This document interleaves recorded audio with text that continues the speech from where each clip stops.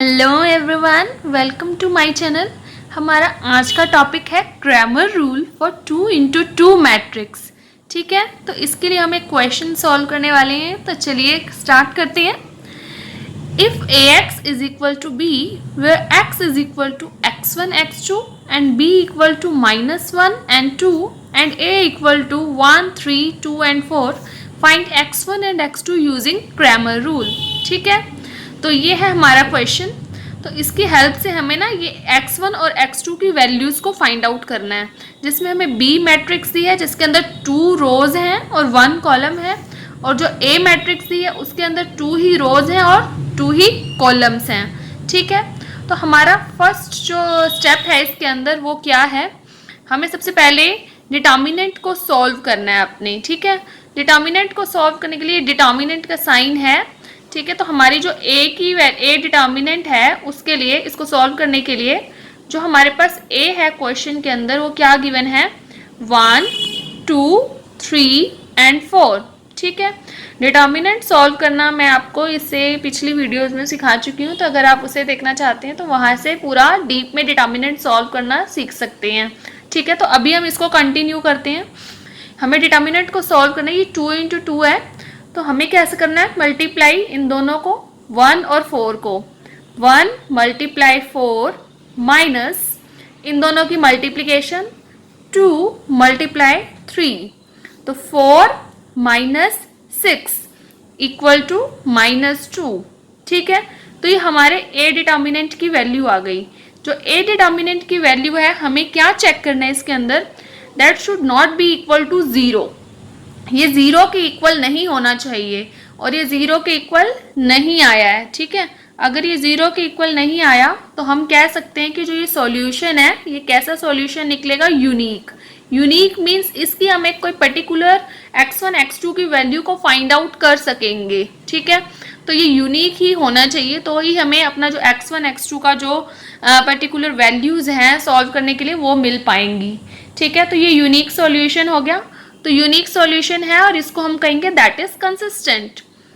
ठीक है, तो अब हमारा इसका फर्स्ट स्टेप जो है वो कंप्लीट हो गया। ठीक है, तो हमने क्या किया, ए जो डिटर्मिनेंट दिया हुआ था हमें उसको सॉल्व करके उसकी वैल्यू निकाल दी, और अगर वो 0 के इक्वल नहीं है तो solution is unique and consistent, तो हम उसको आगे सॉल्व कर सकते हैं। ठीक है, ए डिटर्मिनेंट को सॉल्व करने के बाद हमें अपना नेक्स्ट स्टेप करना है। उसके लिए मैंने अपने क्वेश्चन को एक बार फिर से यहाँ पर राइट डाउन किया है, ax equal to b, a matrix, x matrix है x1 x2 and b matrix है -1 and 2। इसको ना हम इस तरह से इक्वेशन की फॉर्म में भी राइट डाउन कर सकते हैं। ये x1 1x1 means x1 plus 3x2 equal to, ये इक्वल टू में है -1, then 2x1 plus 4x2 equal to 2। यहाँ पर हमें x1 x2 की वैल्यू को फाइंड आउट करना है बाय क्रैमर रूल। ठीक है, हम अपने a डिटर्मिनेंट को फाइंड आउट कर चुके हैं।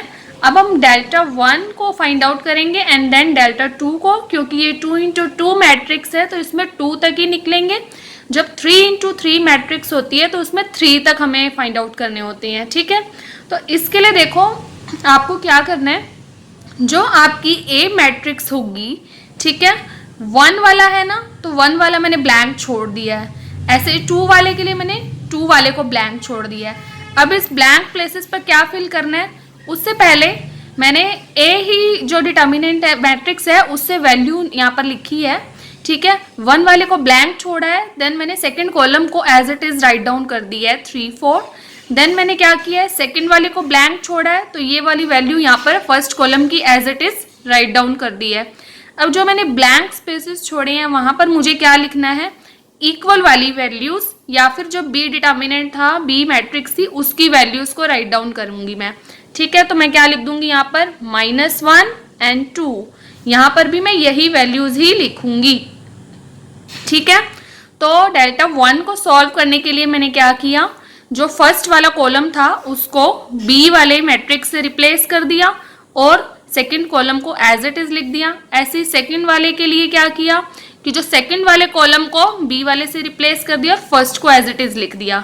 देन में हम इसको नॉर्मल डिटर्मिनेंट की तरह अपने सॉल्व कर लेंगे। ठीक है, उसके लिए हम क्या प्रोसीजर करते हैं, मल्टीप्लाई करेंगे -1 मल्टीप्लाई 4, बीच में माइनस का साइन लगाते हैं, देन 2 मल्टीप्लाई 3, तो क्या आ गया ये -4 -6 दैट इज -10। अब इसी तरह से हम इसको सॉल्व कर लेंगे। ये क्या आ जाएगी वैल्यू 1 मल्टीप्लाई 2 माइनस इन दोनों की multiplication -1 multiply 2, 2 plus 2 that is 4। ठीक है, अब हमारे पास अपनी सारी वैल्यूज फाइंड आउट हो चुकी हैं। फर्स्ट डेल्टा -2, देन डेल्टा 1 जो फर्स्ट कॉलम को रिप्लेस करके आया था, देन डेल्टा 2 जो सेकेंड कॉलम को रिप्लेस करके आया था।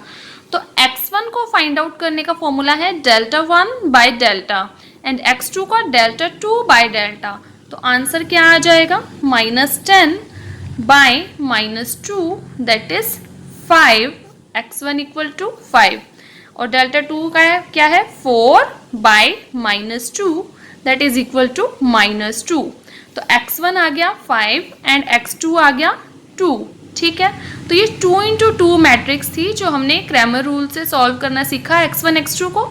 अगर यहाँ पर 3 into 3 मैट्रिक्स होगी तो हमारे पास x1 x2 एंड x3 भी होगा और इसी तरह से delta 1 delta 2 and delta 3 find out हमें करना पड़ेगा। ठीक है, तो ये हमने x1 x2 को फाइंड आउट करना सीखा with the help of Cramer rule.